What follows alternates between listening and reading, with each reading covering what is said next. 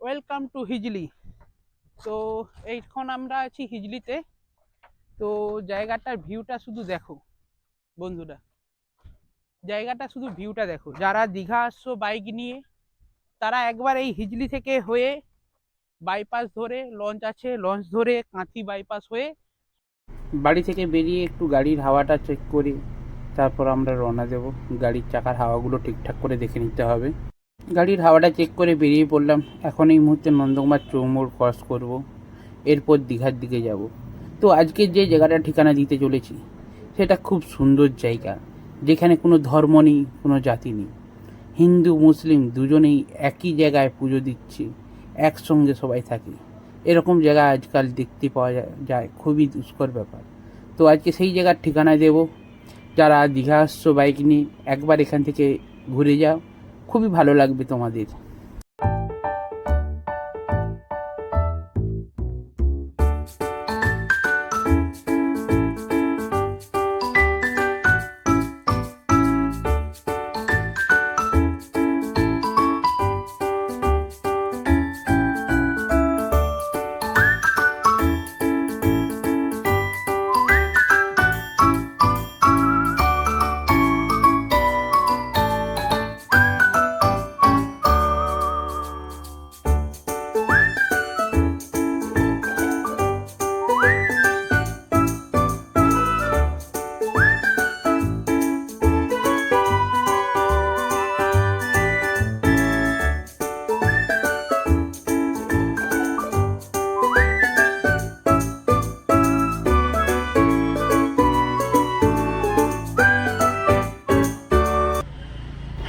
এখন যে বাজারটা আছে এই বাজারটার নাম হচ্ছে হেড়া।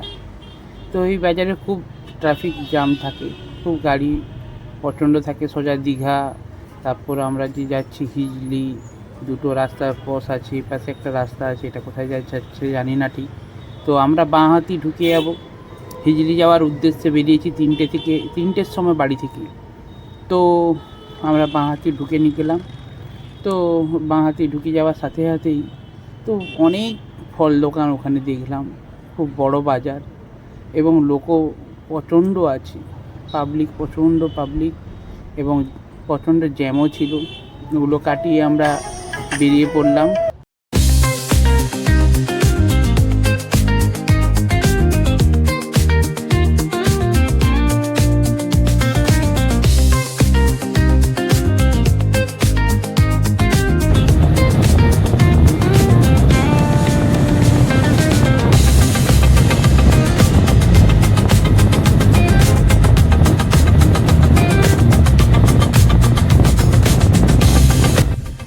আমরা হিজলি পৌঁছে গেলাম।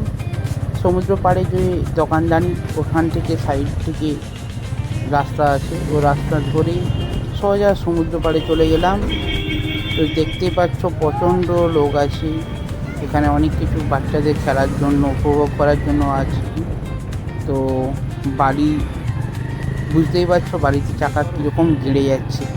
তো প্রথমটা একটু কষ্ট হবে, সামনের দিকে এগিয়ে গেলে তো ওটা আরও স্মুথ হয়ে যাবে।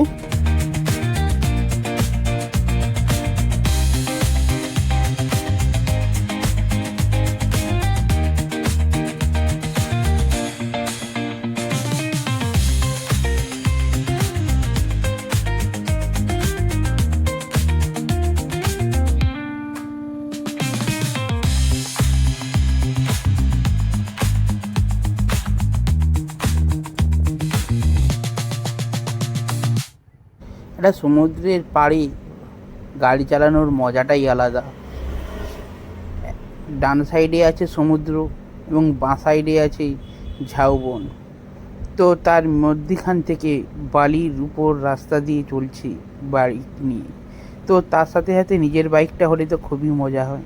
উদয়পুর বিজেটিতে গেলে তো ওখান থেকে বাইক ভাড়া করে ঘোরা যায়, কিন্তু একটা যতই যা হোক নিজের বাইক নিয়ে এই রকম জায়গায় রাইড করা খুব কপাল করে এরকম রাইড করা যায়। তো যারা যারা এইরকম জায়গায় রাইড করতে চাও তারা বাইক নিয়ে আসতে পারো। তো খুব সুন্দর জায়গা, এত সুন্দর জায়গা তো দেখতেই পাচ্ছ ভিডিওতে। তো এরকম আশা করি পাশাপাশি কোথাও জায়গা পাবে না। পাশে এত সুন্দর ঝাউবন, এখানে অনেক ছবি তুলতে পারবে, ভালো ভালো ছবিও নিতে পারবে। তো খুব সুন্দর এখানে ভিউ, একবার এসে ঘুরে যাও।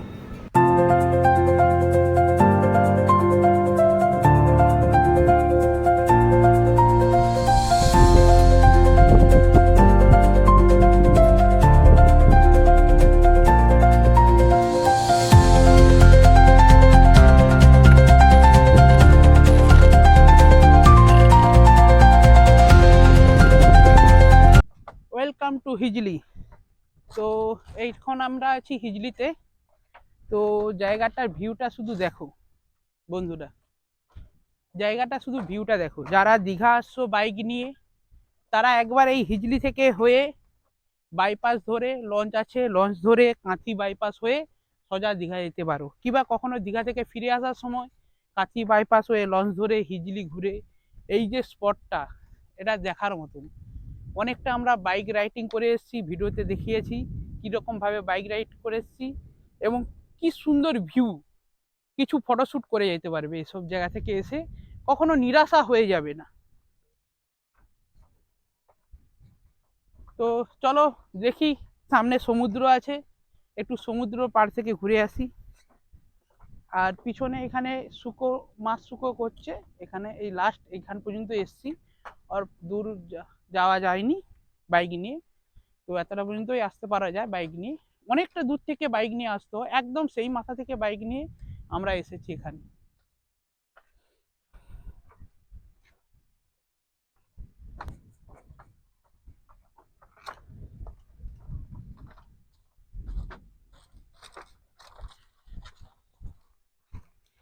যারা যারা কিন্তু ঘুরতে আসবে কমেন্টে একটু জানাবে যে আমরা এসছি, দেখে জায়গাটা দেখে কীরকম কি মনে হয়েছে একটু কমেন্টে জানাবে, যে ভালো লেগেছে না খারাপ লেগেছে।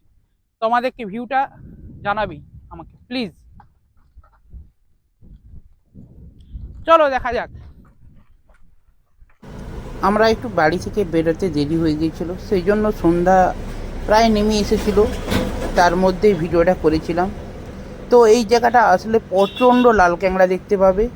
তো এই মুহূর্তে আমরা দেখাতে পারছি না, দেখতেই পাচ্ছ সূর্য আর দেখা যাচ্ছে না, সূর্য অলরেডি ডুবে গিয়েছে। তো যারা আসছো একটু সময়টা হাতে নিয়ে আসবে, খুব সুন্দর জায়গা পাবে। এবং এইগুলো প্রচণ্ড লাল ক্যাংড়া আছে, সব গর্তগুলো আছে, এখন সব ঢুকে গিয়েছে রাত্রি হয়ে যাচ্ছে বলে। তো চেষ্টা করবো দেখানোর।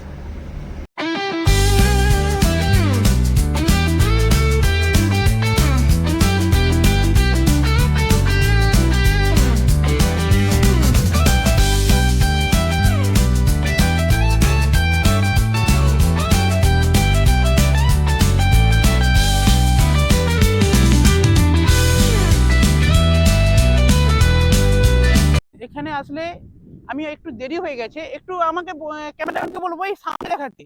দেখো সব লাল ক্যাংড়াগুলো কিরকম সামনে বসে আছে, সব গেলেই ঢুকে যাচ্ছে। এখানে আসলে কিন্তু লাল ক্যাংড়াগুলো দেখতে পাবে।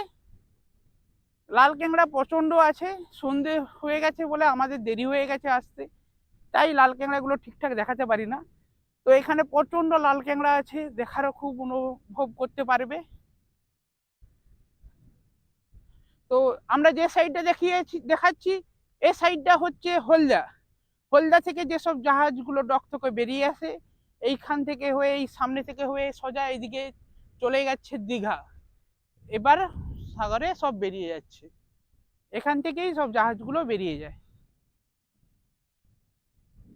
এই সেই মসজিদ, যাতে কোনো হিন্দু মুসলিম কোনো ভেদাভেদ নেই। এখানে সবাই এসে এখান থেকে প্রসাদ কিনে পুজো দিয়ে যায়। আমরা বারটায় ভিডিও করতে পেরেছি, ভিতরে আমাদের ভিডিও করতে অ্যালাউ করে না, সেই জন্য বাইরেই ভিডিও করেছি। পারো তোমরা একবার ঘুরে এসে এই মন্দিরে পুজো দিয়ে যেতে পারো। ভিতরে ঢোকারও জন্য কোনো পারমিশন লাগে না। ওখানেই সামনেই মসনন্দ ইসলাম ফেরিঘাট আছে, তো ওইখান থেকেই ফেরিঘাট থেকে গাড়ি তুলে নিয়ে চলে যেতে পারবে কাঁথি বাইপাস হয়ে দীঘা, বা দীঘা থেকে এসে এই মসনন্দ ফেরিঘাটে এসে তো তোমরা হিজলি মন্দিরটা ঘুরে যেতে পারবে। তো আমরা জিজ্ঞেস করলাম যে ওখানে 6 টাকা করে মাথা পিছু, আর গাড়ি থাকলে 16 টাকা করে নেয়। তো টিকিটের মূল্যটাও সেরকম খুব বেশি নয়। তো পারলে একবার এখান থেকে ঘুরে যাও। আমার বন্ধুর তো কাঁকড়া ব্যবসা, তো বন্ধুর কাছে দেখা হয়ে গেছে, বন্ধু তো কাঁকড়া কিছু পুড়ে দিল আমার বাড়ির নেওয়ার জন্য। তো ওখানে বন্ধুদের ছেলেরা সব কাজ করছে দেখছে, কাঁকড়াগুলো বাছাবাছি করছে, প্রচণ্ড কাঁকড়া। তো যাদের ভিডিওটা ভালো লেগেছে একটু লাইক কমেন্ট শেয়ার করে দেবে, আর পারো একবার এসে হিজলি মন্দিরটা ঘুরে যাও, খুব সুন্দর লাগবে, মনে একটা সুন্দর লাগবে।